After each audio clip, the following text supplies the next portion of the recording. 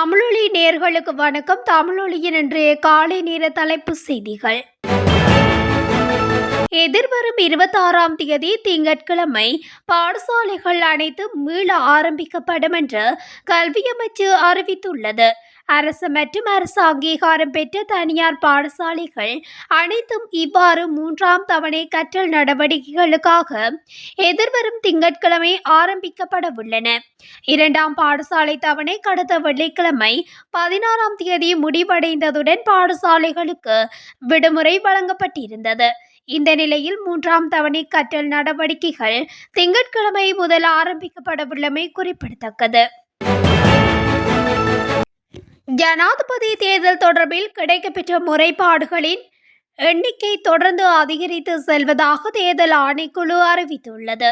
கடந்த 24 மணித்தியாலத்தில் மாத்திரம் தேர்தல் சட்ட விதிகளை மீறியதாக கூறப்படும் 65 தேர்தல் முறைப்பாடுகள் பதிவாகியுள்ளதாக தேர்தல் ஆணைக்குழு சுட்டிக்காட்டியுள்ளது. அதற்கமைய கடந்த ஜூலை 31ஆம் தேதி முதல் நேற்று வரையான காலப்பகுதியில் தேர்தல் தொடர்பில் 901 முறைப்பாடுகள் பதிவாகியுள்ளதாகவும் தேர்தல் ஆணைக்குழு அறிவித்துள்ளது. 2024ஆம் ஆண்டு ஜனாதிபதி தேர்தல் எதிர்வரும் செப்டம்பர் 21ஆம் தேதி நடைபெறவுள்ளமை குறிப்பிடத்தக்கது.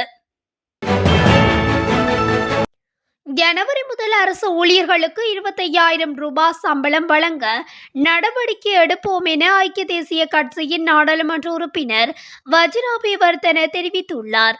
குறித்த விடயத்தை கொழும்பில் இடம்பெற்ற செய்தியாளர் சந்திப்பில் கலந்து கொண்டு கருத்து தெரிவிக்கும் போதே அவர் இவ்வாறு குறிப்பிட்டுள்ளார்.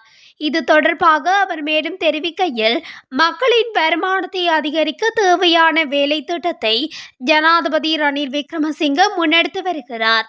அரசு ஊழியர்களுக்கு சம்பள அதிகரிப்பு மேற்கொள்வதாக இருந்தால் அதற்கு திரைசேரியின் அனுமதி பெற்று முறையாக மேற்கொள்ளப்பட வேண்டியிருக்கிறது. அதனால் இந்த நடவடிக்கையை முறையாக மேற்கொண்டு தற்போது அரசு ஊழியர்களுக்கு 25,000 ரூபாய் சம்பளம் அதிகரிப்பு வழங்க தீர்மானிக்கப்பட்டிருக்கிறது. அதற்கான அமைச்சரவையும் அனுமதி வழங்கியிருக்கிறது. அடுத்த வருட வரவு செலவு திட்டத்தில் அரசு ஊழியர்களுக்கான சம்பள அதிகரிப்பு மேற்கொள்ளப்பட்டு ஜனவரி முதல் அதனை வழங்க நடவடிக்கை எடுப்போம். இது தேர்தலை இலக்கு வைத்து தெரிவிக்கப்படும் வாக்குறுதி என யாரும் நினைக்க வேண்டாம். ஏற்கனவே தீர்மானிக்கப்பட்ட விடயமாகும் என அவர் தெரிவித்துள்ளார்.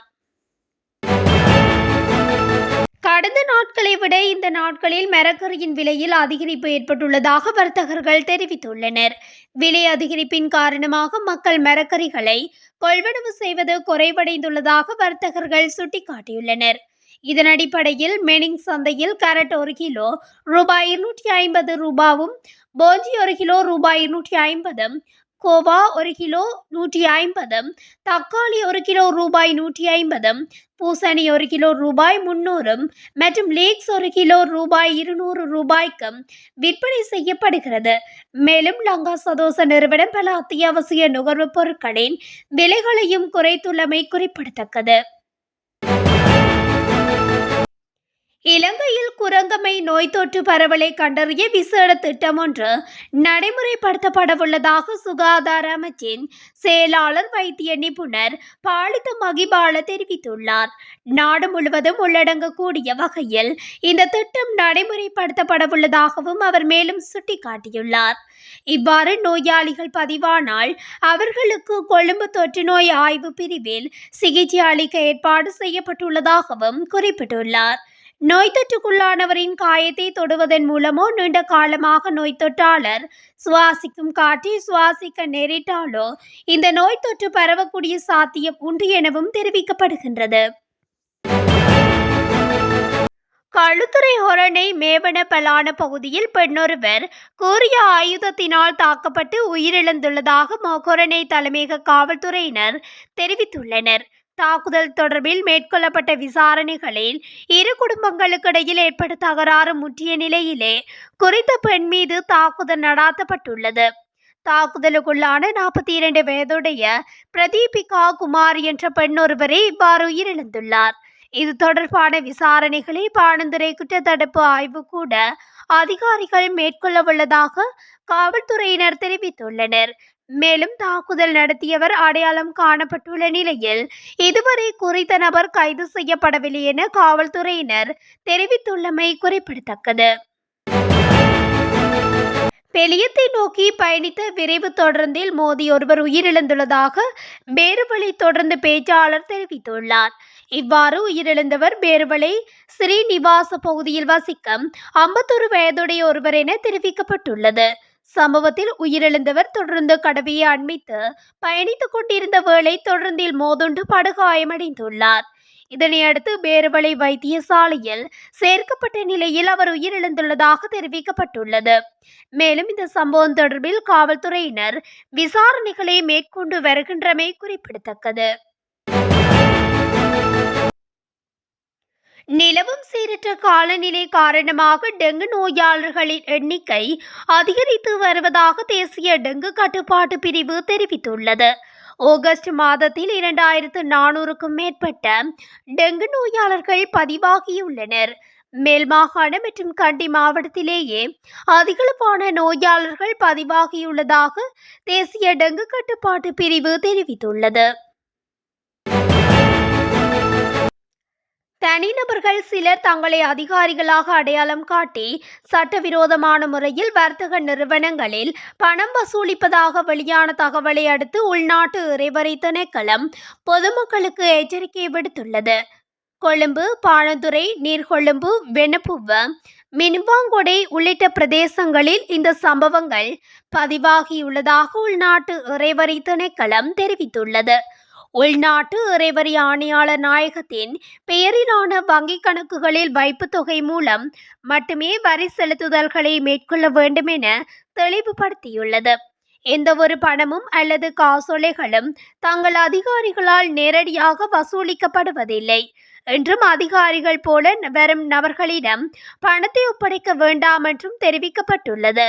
மேலும் இதுபோன்ற சம்பவங்கள் நடந்தால் போலீசாருக்கு தகவல் தெரிவிக்குமாறும் பொதுமக்கள் அறிவுறுத்தப்பட்டுள்ளனர்.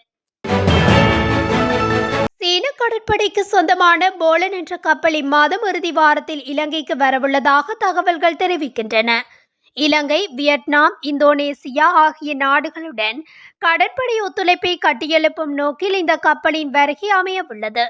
சீனாவின் வடகிழக்கில் உள்ள டேலியன் மாகாணத்தில் இருந்து தனது பயணத்தை குறித்த கப்பல் ஆரம்பித்துள்ளதாக வெளிநாட்டு ஊடகங்கள் செய்தி வெளியிட்டுள்ளன. 85 மீட்டர் நீளமும் 11 மீட்டர் அகலமும் கொண்ட இந்த கப்பல் 18 நொட்ஸ் வேகத்தில் பயணிக்கக்கூடியது. 50 கடற்படை கேடட்களுக்கு ஒரே நேரத்தில் பயிற்சி அளிக்கும் வசதியும் உள்ளது. இந்த கப்பல் தனது பயணத்தின் போது ஹாங்காங்கில் தொழில்நுட்ப வசதிகளை பெறும் எனவும் தெரிவிக்கப்பட்டுள்ளது. அண்மையில் அமெரிக்காவின் 3 நாசகாரி கப்பல்கள் கொழும்பு துறைமுகத்திற்கு வந்து சென்றமையும் குறிப்பிடத்தக்கது. மாகோடு சபுகஸ்கந்த பிரதான வீதியில் கார் ஒன்றும் வேன் ஒன்றும் நேருக்கு நேர் மோதி இடம்பெற்ற விபத்தில் ஒருவர் காயமடைந்துள்ளார். இந்த விபத்து வெள்ளிக்கிழமை பிற்பகல் இடம்பெற்றுள்ளது. கார் ஒன்று எதிர் திசையில் பயணித்த வேனுடன் நேருக்கு நேர் மோதியதில் இந்த விபத்து நேர்ந்துள்ளது. கார் சாரதி உறங்கியதால் இந்த விபத்து ஏற்பட்டதாக கூறப்படுகிறது. இந்த விபத்தில் காயமடைந்த வேன் சாரதி வைத்தியசாலையில் அனுமதிக்கப்பட்டுள்ளதுடன் மேலதிக விசாரணைகளை போலீசார் மேற்கொண்டுள்ளனர். எல்லையை தாண்டி கடத்தொழிலில் ஈடுபட்ட 11 இந்திய கடத்தொழிலாளர்களை இலங்கையின் கடற்படையினர் நேற்றிரவு கைது செய்துள்ளனர். இவ்வாறு கைது செய்யப்பட்ட 11 கடத்தொழிலாளர்களும் பருத்தித்துறை நீதிமன்ற நீதவான் முன்னிலையில் முன்னிலைப்படுத்தப்பட்டனர். இதன்போது அவர்கள் 11 பேரையும் எதிர்வரும் 6ஆம் தேதி வரை விளக்குமறியலில் வைக்குமாறு நீதவான் உத்தரவிட்டுள்ளார். இலங்கை வடக்கு பருத்தித்துறை கடல் பகுதியில் வைத்தே இவர்கள் கைது செய்யப்பட்டுள்ளதாக தெரிய வருகிறது. இதன்போது நாகப்பட்டினத்தைச் சேர்ந்த 11 பேருடன் அவர்கள் பயணித்த விசைப்படகு ஒன்றும் கைப்பற்றப்பட்டுள்ளது. கண்டி போலீஸ் பிரிவுக்குட்பட்ட ஸ்ரீமாவோ பண்டார்நாயக்க மாவட்டத்தில் மணிக்கூண்டுக்கு அருகில் இடம்பெற்ற விபத்தில் வயோதிபர் ஒருவர் உயிரிழந்துள்ளார். இந்த விபத்து நேற்று மாலை இடம்பெற்றுள்ளதாக கண்டி போலீசார் தெரிவித்துள்ளனர். கடுகண்ணாவையில் இருந்து கண்டி நோக்கி பயணித்த பேருந்து ஒன்றில் இருந்த வயோதிபர் ஒருவர் குறித்த பேருந்தில் இருந்து இறங்கி வீதியை கடக்க முற்பட்ட போது அதே பேருந்தில் மோதி உயிரிழந்துள்ளார். மேற்படி வயோதிபரின் சடலம் கண்டி வைத்தியசாலையில் வைக்கப்பட்டுள்ளதுடன் இது தொடர்பிலான மேலதிக விசாரணைகளை கண்டி போலீசார் மேற்கொண்டு வருகின்றனர். அம்பாறை திருக்கோவில் பகுதியில் தமிழ் நாடாளுமன்ற உறுப்பினர் செல்வராசா கஜேந்திரன் தலைமையில் முன்னெடுக்கப்பட்ட ஜனாதிபதி தேர்தலுடன் தொடர்புடைய துண்டு பிரசுர விநியோகம் காவல்துறையினரினால் தடுத்து நிறுத்தப்பட்டுள்ளது. குறித்த பிரச்சார நடவடிக்கை வாக்காளர்களுக்கு இடையூறு ஏற்படுத்தும் வகையில் சட்டவிரோதமாக முன்னெடுக்கப்படுவதாக காவல்துறையினர் இதன்போது அறிவித்துள்ளனர். இதனையடுத்து இரு தரப்பினருக்கும் இடையில் வாக்குவாதம் இடம்பெற்றிருந்ததுடன் பின்னர் செல்வராசா கஜேந்திரன் தரப்பினர் பிரச்சார நடவடிக்கையை இடைநிறுத்துவதற்கு தீர்மானித்திருந்தனர். எவ்வாறாயினும் இந்த விடயம் தொடர்பில் அம்பாறை மாவட்ட தேர்தல்கள் அலுவலகத்துக்கு முறைப்பாடு அளித்துள்ளதாக நாடாளுமன்ற உறுப்பினர் செல்வராசா கஜேந்திரன் தெரிவித்துள்ளார். மதுகம தாம்பரப்பட்டியவில் உள்ள ஓய்வு பெற்ற ஸ்ரீலங்கா ராணுவ மேஜர் ஒருவரின் வீட்டில் மறைத்து வைக்கப்பட்டிருந்த வெடிமருந்துகளை காவல்துறையினர் கைப்பற்றியதாக கொலை மற்றும் ஒழுங்கமைக்கப்பட்ட குற்றப்புலனாய்வு பிரிவு தெரிவித்துள்ளது. அந்த வீட்டில் இருந்து வெளிநாட்டில் தயாரிக்கப்பட்ட 22 ரக துப்பாக்கி தோட்டாக்கள், 125 மற்றும் 9 மில்லிமீட்டர் ரக துப்பாக்கி தோட்டாக்கள் 125 காவல்துறையினர் கைப்பற்றினர். துப்பாக்கிகள் மற்றும் ரவைகள் தொடர்பில் கிடைத்த தகவலுக்கு அமைய மதுகம தமரடிய கமிட்டியின் ஓய்வு பெற்ற இராணுவ மேஜரின் வீட்டில் மேற்கொள்ளப்பட்ட சோதனையின் போது வீட்டின் அலுமாரியில் மறைத்து வைக்கப்பட்டிருந்த இந்த உயிருள்ள தோட்டாக்களை கண்டுபிடிக்க முடிந்ததாகவும் காவல்துறையினர் தெரிவித்தனர். இத்துடன் தமிழொலியின் இன்றைய காலை நேர தலைப்பு செய்திகள் நிறைவடைகின்றன. தொடர்ச்சியாக இதுபோன்ற செய்திகளை அறிந்து கொள்ள தமிழொலி ஊடகத்துடன் இணைந்திருங்கள். நன்றி, வணக்கம்.